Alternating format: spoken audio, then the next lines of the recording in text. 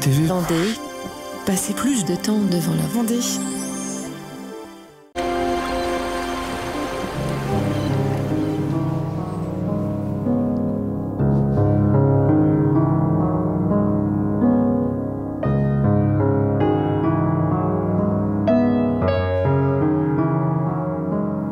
Cette semaine, avec les fruits, tout est permis. Alors je vous propose de planter un poirier dans notre carré gourmand. C'est au potager extraordinaire de la Motte à Char et c'est dans Secret de Jardin, bien sûr. TV Vendée, passer plus de temps. devant la Vendée.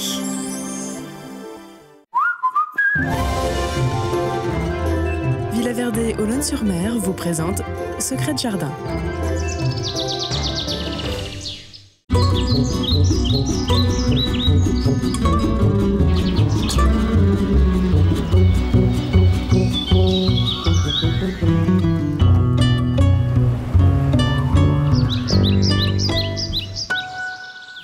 Bonjour à tous et très bienvenue dans Secret de Jardin.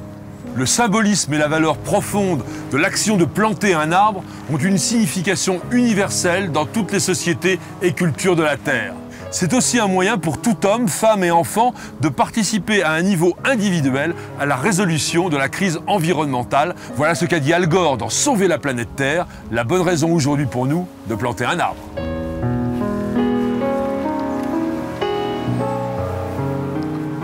Un des plus célèbres dictons de jardinage dit à la Sainte Catherine, c'est-à-dire le 25 novembre, tout bois prend racine. Eh bien, je vais vous montrer aujourd'hui comment des arbres à racines nues peuvent en réussir avec un arbre fruitier. Vous allez voir, c'est extrêmement facile. J'ai choisi pour l'occasion de planter un poirier demi-tige. C'est un arbre donc à racines nues. Il a été cultivé en pleine terre. C'est un arbre qui doit avoir environ 3 ans. Il a été greffé ici en pied. On voit bien donc qu'il a fait sa tige. Elle a été taillée régulièrement de manière à former ce tronc tout droit. Nous avons ici maintenant une belle ramure que l'on va être obligé de retailler un petit peu de manière à aérer cette plante. C'est ce que l'on appelle en langage jardinier un habillage. Cet arbre qui était cultivé en pleine terre a été extrait du sol et au moment de l'arrachage, bien sûr, les racines ont été un peu abîmées. Elles ne sont pas non plus de taille homogène. On va garder un maximum de ce qu'on appelle le chevelu, c'est-à-dire tout ce qui est fin, parce que c'est là que se trouvent les radicelles qui vont pomper, bien sûr, tout ce qui est nécessaire à la plante. Alors, on va couper comme cela, tout simplement pour équilibrer. On fait des coupes bien droites, bien plates avec notre sécateur. Eh ben, on n'est pas trop mal, là, voilà. Maintenant, il s'agit d'équilibrer et surtout d'aérer la ramure. On a par exemple ici des rameaux qui sont un petit peu bas. On a besoin quand même d'une tige qui monte un peu, une branche qui part complètement dans le mauvais sens puisqu'elle va croiser la ramure principale. Donc pareil, on va l'éliminer. Idem pour toutes celles-ci. Je peux les couper même un petit peu plus longues si on veut faire une petite coursonne. Une coursonne, c'est cette partie-là qui va permettre d'avoir peut-être ici un fruit. Ce que je vais faire maintenant, c'est réduire la longueur de toutes les branches charpentières de manière à obtenir une forme un petit peu plus globuleuse et pas aussi régulière que cela. Donc on va toujours tailler sur un œil qui va vers l'extérieur de manière à pouvoir assurer la bonne direction de la branche. Là je vais ici. Donc on va prendre à peu près la même hauteur pour celui-ci.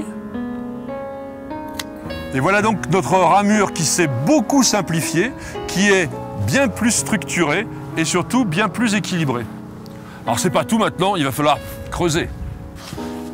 L'arbre étant amené à rester plusieurs dizaines d'années en place, il est important d'effectuer un ameublissement très profond et sur un volume de terre très nettement supérieur à celui des racines actuelles. D'abord, ça va permettre à la plante de se trouver dans des conditions très favorables à sa reprise et ensuite, ça lui permettra de se développer correctement. Lorsqu'on est arrivé à la dimension voulue pour le trou, il est important de faire un dernier coup d'effort avec la bêche pour pouvoir bien ameublir le fond, bien casser cette partie de terre qui est généralement assez dure. Les racines vont pouvoir s'asseoir sur un sol très agréable. Voilà. Et maintenant, on va mettre un tuteur. Pour s'assurer que le jeune arbre va bien résister au vent, eh bien on va lui poser un tuteur sur lequel on l'attachera tout à l'heure. Voilà, il est important de placer le tuteur avant l'arbre de manière à ne pas risquer de blesser les racines par la suite. Pour être certain que le trou de plantation est à la bonne dimension, mettez en place votre jeune arbre et vérifiez la profondeur avec un bambou placé horizontalement. Le bourrelet de greffe doit être à la bonne hauteur. Afin d'offrir aux racines un environnement optimal pour leur reprise, nous allons les praliner. C'est une technique ancestrale qui consiste à mélanger une matière organique, souvent des fumiers décomposés, de l'argile, de la terre limoneuse, avec de l'eau, de faire une boue dans laquelle on va plonger les racines.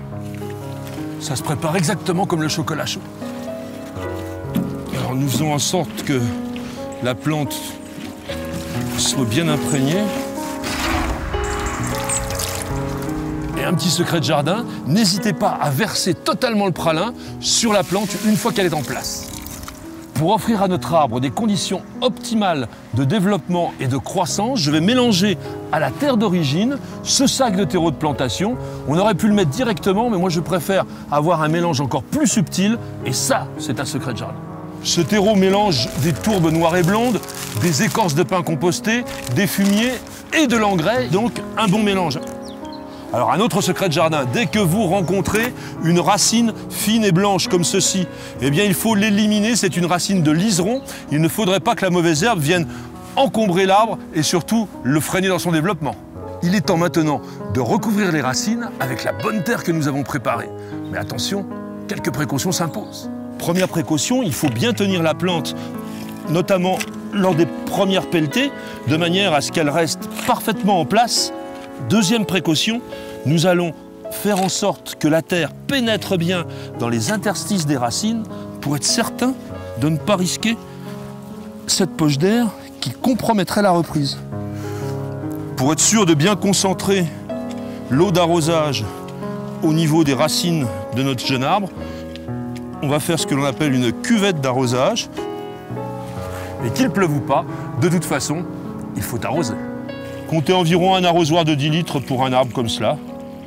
Et s'il ne pleut pas pendant les 8 ou 10 jours suivant la plantation, apportez de nouveau un arrosoir. Planter à l'automne, c'est bien mieux. C'est la période qui s'étend de novembre jusqu'à début mars, qui permet, pendant la période de dormance des végétaux à feuillage caduc, de faire en sorte que les racines s'ancrent bien dans le sol et vous assurent une reprise à 100%. Et dernier petit conseil, ne plantez surtout jamais en période de gel.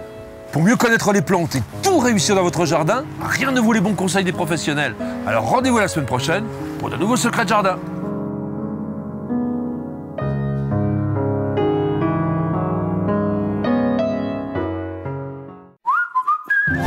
Villa Verde Olonne-sur-Mer vous a présenté Secrets de jardin.